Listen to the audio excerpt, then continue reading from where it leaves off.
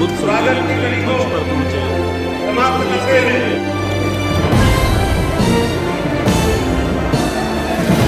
स्वागत की कड़ी को आगे बढ़ाते हुए मैं आग्रह करना चाहता हूँ बड़ी माला के साथ हमारे केंद्रीय अध्यक्ष आदरणीय सत्येंद्र सिसोदिया जी, हमारे प्रत्याशी आदरणीय संजीव बाजा जी, हमारे कैबिनेट मंत्री अनिल कुमार जी, हमारे मंत्री कपिल अग्रवाल जी, हमारे बड़ी माला के साथ मान्य यशस्वी मुख्यमंत्री आदरणीय योगी आदित्यनाथ जी का स्वागत और अभिनंदन करेंगे। और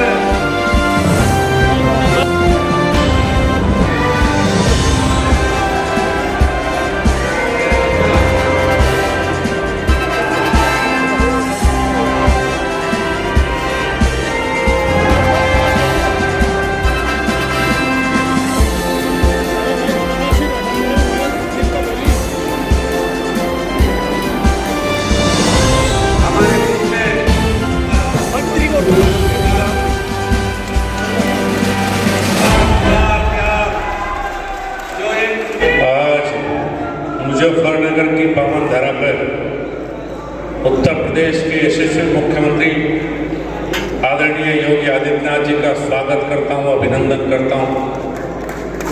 चुनाव की बेला है और आपने मुझे 2 बार यहां से सांसद के रूप में काम करने का अवसर दिया।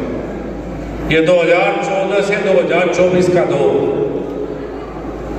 ये मुजफ्फरनगर जनपद को अंधेरे से निकालकर उजाले की तरफ लाने की एक यात्रा के रूप में याद किया जाएगा।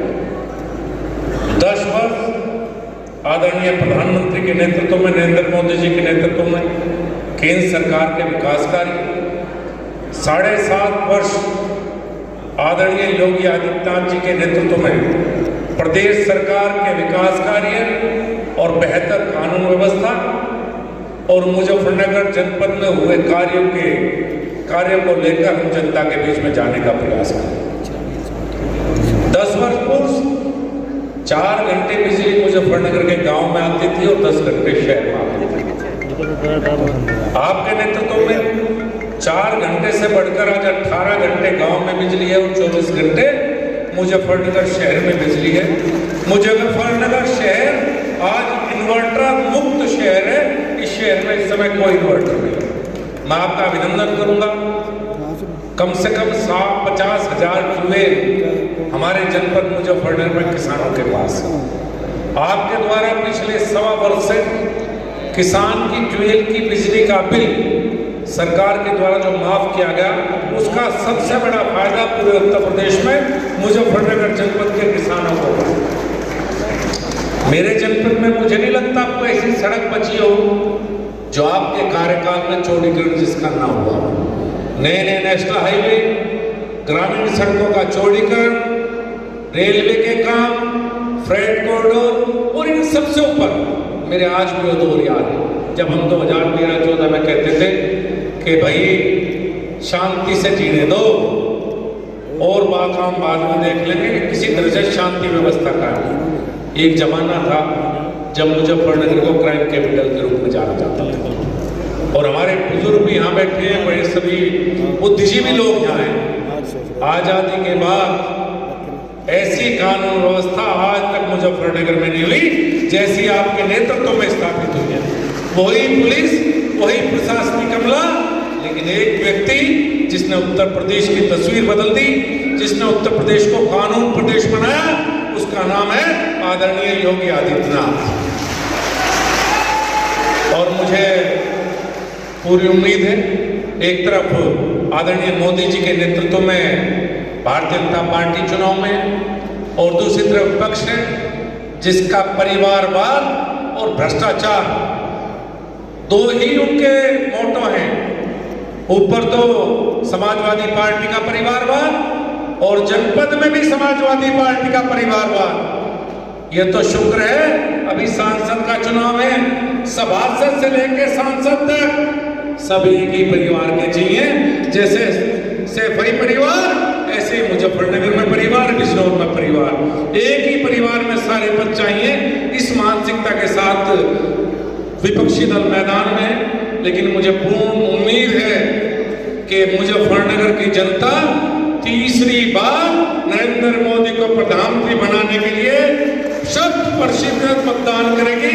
और मुझे तो ऐसा लगता है कि 2014 की खुशबू आ रही। 2014 में भी पहला फेज यहीं से था, पश्चिम उत्तर प्रदेश से पछुआ हवा चली थी। आदरणीय मुख्यमंत्री जी, जब पछुआ हवा चलती है तो फसलों के लिए बड़ी लाभदायक होती है, कीड़े मकोड़े सब मर जाएं और किसान का बड़ा फायदा हो। इस बार फिर पछुआ हवा चलेगी और पूर्वी उत्तर प्रदेश तक जाते जाते तूफान का रूप लेगी। और आपके नेतृत्व में उत्तर प्रदेश में से 80 की 80 सीटें भारतीय जनता पार्टी जीतने का काम करेगी। आपका बहुत बहुत धन्यवाद, बहुत बहुत अभिनंदन।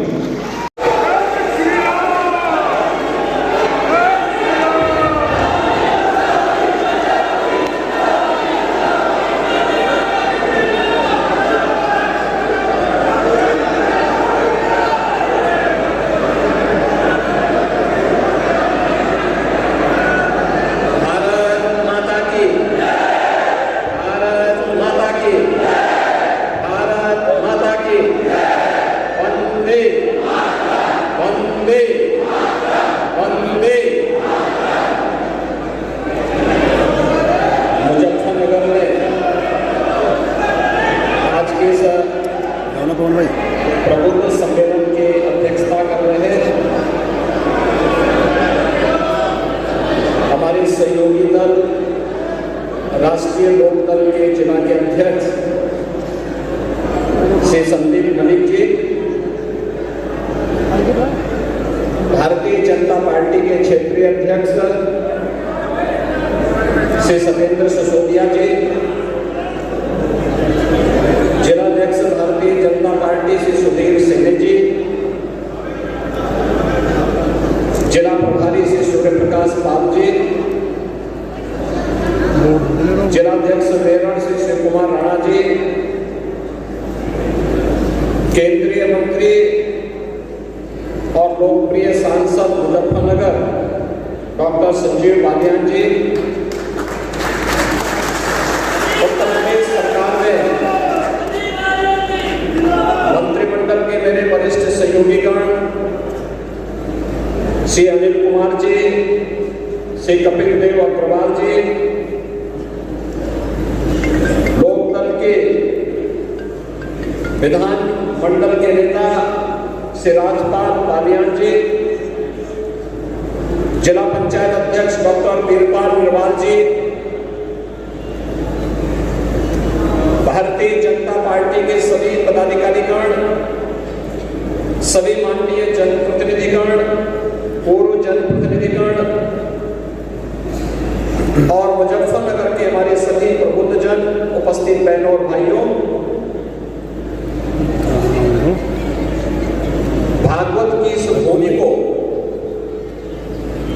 जिसे दुनिया सुख तीर्थ के रूप में जानती है, इस पौराणिक भूमि को कोटि कोटि नमन करते हुए मैं आप सबका हृदय से अभिनंदन करता हूं।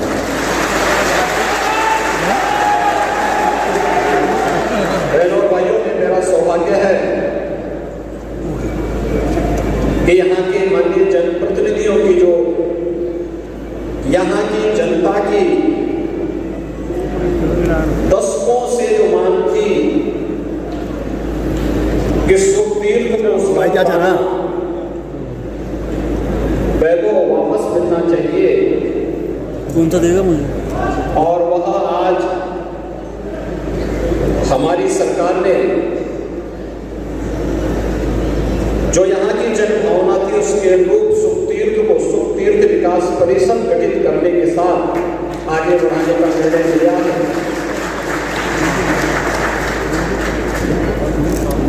हजारों वर्षों की विरासत आपके पास है।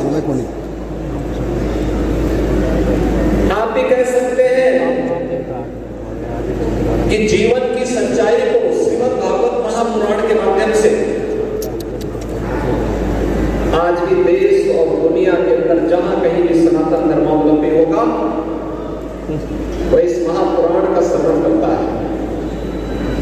और आप कह सकते हैं कि 5000 वर्ष पहले सबसे पहले सुखदेव जी महाराज ने इस महापुराण का वाचन कहीं नहीं किया हमारे जनपद में किया।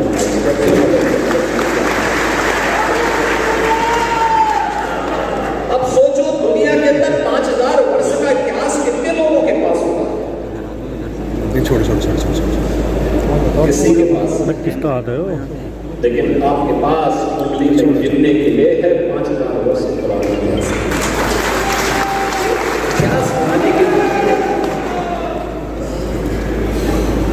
एक और आपको इस पौराणिक उपलब्धि के लिए बधाई, और दूसरी तरफ किसानों के मसीहा भारत के पूर्व प्रधानमंत्री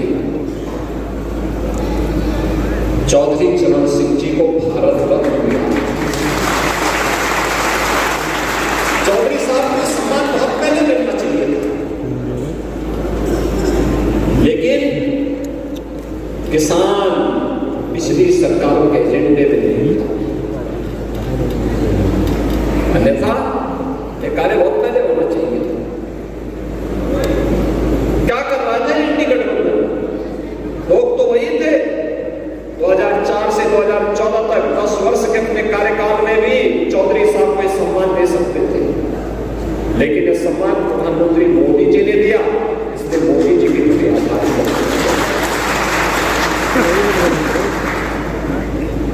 भारत के विकास का रास्ता हमारे देश के गांव और खेत और खलियान से होकर के जाता है। ये बात कहने वाला भारत माता का कोई एक सपूत था, वो चौधरी चरण सिंह। आज चौधरी साहब की प्रति कृतज्ञता ज्ञापित करने के लिए प्रधानमंत्री मोदी जी ने उन्हें भारत रत्न देकर के भारत की उस गौरवशाली परंपरा के साथ जोड़ने का काम किया है, जो हर भारतवासी के लिए सम्मान की बात है। तो स्वाभाविक रूप से मुजफ्फरनगर भी, हमारा पश्चिमी उत्तर प्रदेश भी और हमारा उत्तर प्रदेश भी इससे गौरवान्वित हुआ है, क्योंकि चौधरी साहब उत्तर प्रदेश के मुख्यमंत्री के रूप में भी अपने दायित्व का निर्वहन करके जनता जनार्दन को विकास की एक नई धारा के साथ जोड़ने के कार्य किए। बहनों और भाइयों, मैं आज मुजफ्फरनगर में आया एक सामान्य रूप से, जनसभाएं हम लोग बाद में करने के लिए आए, लेकिन डॉक्टर संजीव बालियान जी ने नामांकन किया, तो नामांकन के बाद जब तक सिंबल वगैरह आदि आवंटित होते हैं, तो मैंने कहा तब तक मैं प्रबुद्ध जनों का आह्वान करने के लिए एक बार होकर के आता हूं, क्योंकि यहाँ पे जो लोग आए हैं ये अलग अलग संगठनों से जुड़े हैं। कोई बार एसोसिएशन अधिवक्ता समुदाय से जुड़ा हुआ है, कोई इंडियन मेडिकल एसोसिएशन से जुड़ा हुआ है, कोई शिक्षक समाज से जुड़ा हुआ है, कोई व्यापार मंडल से जुड़ा हुआ है, कोई चैम्बर ऑफ इंडस्ट्रीज से जुड़ा हुआ है, कोई अलग अलग तबके से जुड़े हुए लोग। उन सभी लोगों का, क्योंकि वह समाज का नेतृत्व वर्ग है, उस नेतृत्व वर्ग से मैं अपील कर सकूं। यद्यपि डॉक्टर संजीव बालियान जी अपने क्षेत्र में बराबर जुड़े रहते हैं, तो उनके पास बाकी काम ही किया, दिल्ली में या तो मुजफ्फरनगर या फिर लखनऊ में यहाँ की समस्याओं को लेकर के उस कार्य का समाधान करने के लिए, और इसलिए वे ज्यादा समय अपने संसदीय क्षेत्र को देते हैं। ये जिम्मेदारी देने के लिए ही मैं आपके पास आया हूँ कि चुनाव के दौरान प्रत्याशी से अपेक्षा नहीं होनी चाहिए कि हर घर जाता है, हर विधानसभा में जाता है या हर गांव में चला जाए। उनके कार्यक्रम सीमित होंगे, जो कि केंद्रीय मंत्री हैं तो अन्य क्षेत्रों में भी उनको प्रचार के लिए जाना पड़ सकता है।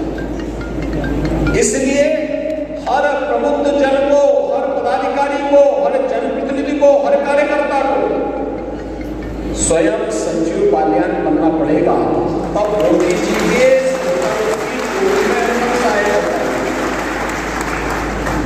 आप देखिए ना, एक वोट की कीमत आपकी कितनी होगी? एक वोट वह देश की तकदीर को, फिर देश की तस्वीर को बदल सकती है।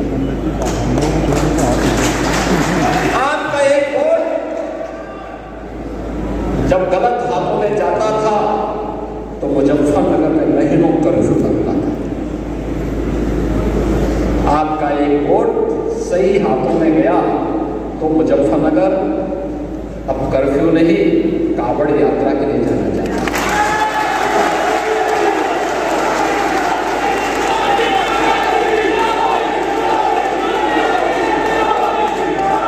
आपका एक वोट गलत हाथों में जाता था तो न केवल मुजफ्फरनगर बल्कि हमारा पश्चिमी उत्तर प्रदेश अराजकता की भट्टी में झोंक करके यहां की सुरक्षा को खतरे में डाल देते। कितना खतरनाक माहौल था, लोग चलने से डरते थे, आने से डरते थे। आपका एक वोट सही हाथों में गया, सही पार्टी के साथ गया तो अराजकता समाप्त हुई और आस्था को सम्मान मिला। आपने देखा, मैं पिछले 15 दिनों से होली के कार्यक्रमों को प्रदेश भर में देख रहा था। होली का एक गाना चल रहा था और मैं वर्षों से सुनता रहा हूं उस गाने को, होली खेले रघुवीरा अवध में।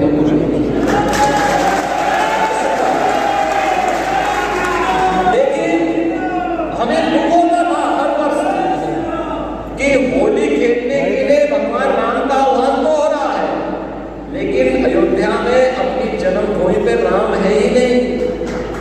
500 वर्षों के बाद आपके वोट ने आपकी आस्था को सम्मान दिला दिया।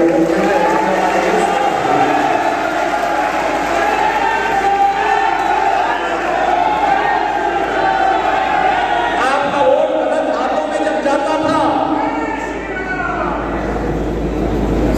तो वह गलत हाथ रंगदारी वसूली करता था,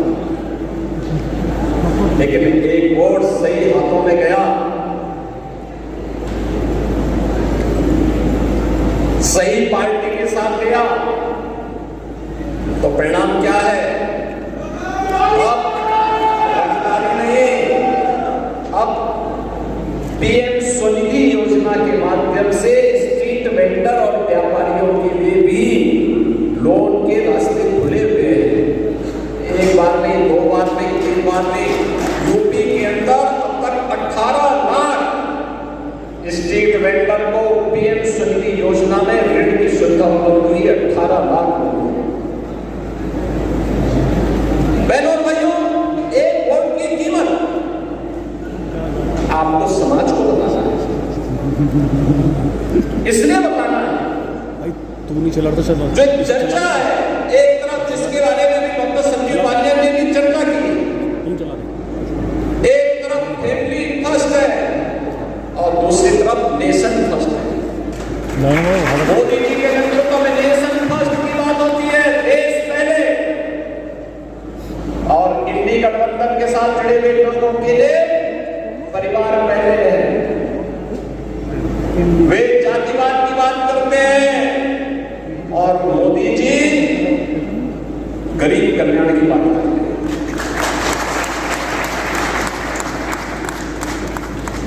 वे पुष्टिकरण की बात करते हैं, मोदी जी कहते नहीं, हमें संतुष्टि पे ध्यान देना होगा, सबका साथ सबका विकास। यही अंतर है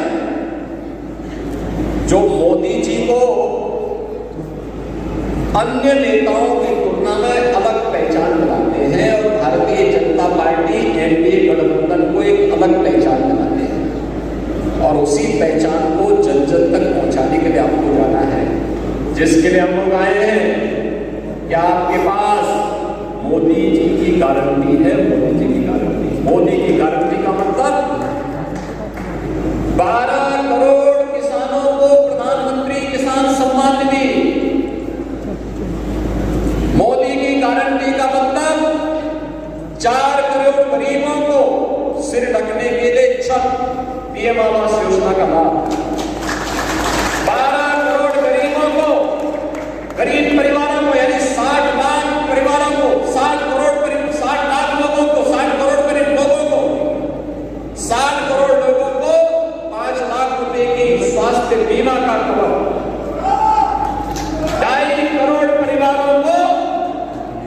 उनके घर के अंदर उजाला,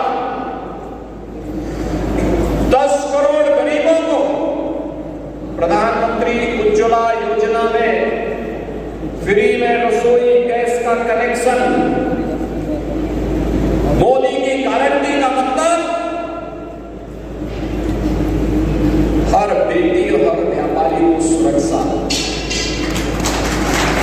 नहीं तो पश्चिमी उत्तर प्रदेश में 2017 की पहले बात मुझे याद है, कपिल देव अग्रवाल जी की सभा में ही आया था 16 में, और मैं आया था उस समय चुनाव प्रचार के लिए। क्या स्थिति थी उस समय, क्या तनाव। मैंने कभी ये तनाव के माहौल में आप लोग रहते हैं, इस तनाव से मुक्त तो करिए। और मैं धन्यवाद दूंगा कि मुजफ्फरपुर नगर वासियों को उन्होंने उस आह्वान के साथ जुड़ करके प्रधानमंत्री मोदी जी के नेतृत्व में विश्वास किया और उत्तर प्रदेश में भारतीय जनता पार्टी की सरकार आने में अपना आशीर्वाद किया। 2014, 2017, 2019, 2022 ये लगातार आपका आशीर्वाद मिला।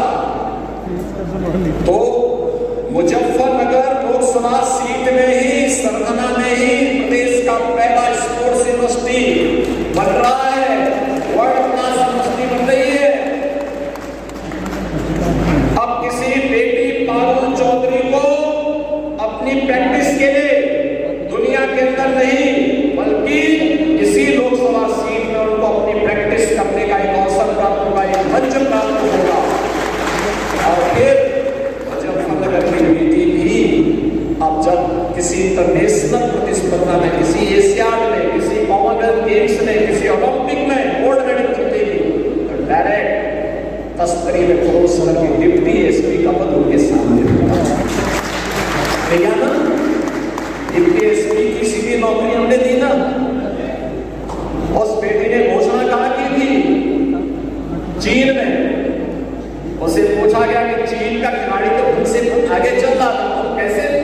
उसने कहा जैसे वो आगे चल रही थी तो मैंने कहा डिप्टी एसपी का पद छूट जाएगा, तो मैंने उसके बारी अपनी उठाकर और उसको पछाड़ करके भारत के गोल्ड मेडल जीता।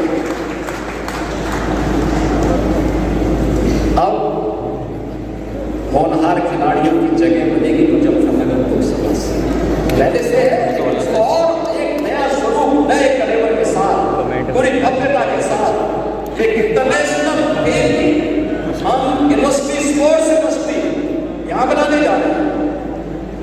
आज आपने देखा होगा डेवलपमेंट के कितने कार्य हुए, और डेवलपमेंट तब साल तक है जब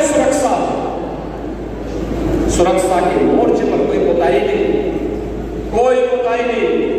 बेटी और व्यापारी की, अन्नदाता किसान की सुरक्षा में जो सेल लगाएगा तो फिर वह भी देख रहा होगा कि इसको भी 10 बार सोचना पड़ता है कि अगर मैं लगाऊंगा तो फिर इसका परिणाम क्या होगा।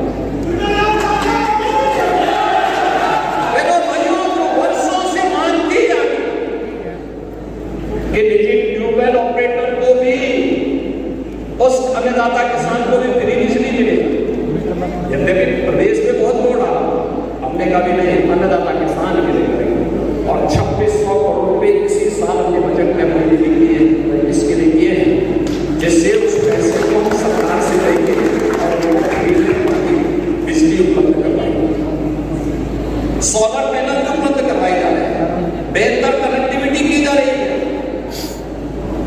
सभी प्रकार की सुविधाओं से युक्त किया जा रहा है। और इसीलिए मोदी जी के आने के बाद पूरे देश के अंदर हम एक नए भारत का दर्शन कर रहे हैं। एक नया भारत, इस नए भारत के बारे में दुनिया के मन में सम्मान का भाव जगा है। आज भारत के पासपोर्ट की कीमत दुनिया के अंदर बढ़ी है, भारत की सीमाएं सुरक्षित हुई है,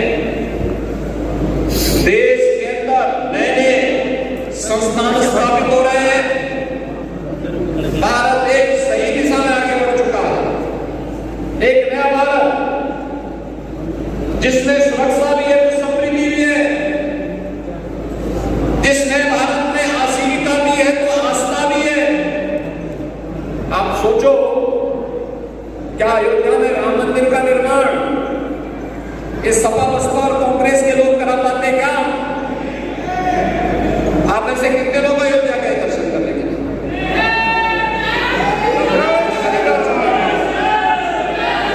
आप मुझे बताइए, अब तो नई अयोध्या के दर्शन हो रहे हैं ना, अब तो अयोध्या अच्छी लग रही है ना।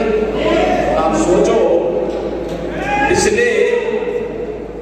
पिछले 2 महीने के अंदर अयोध्या में 1.5 करोड़ से ज्यादा श्रद्धालुओं ने दर्शन किया और देश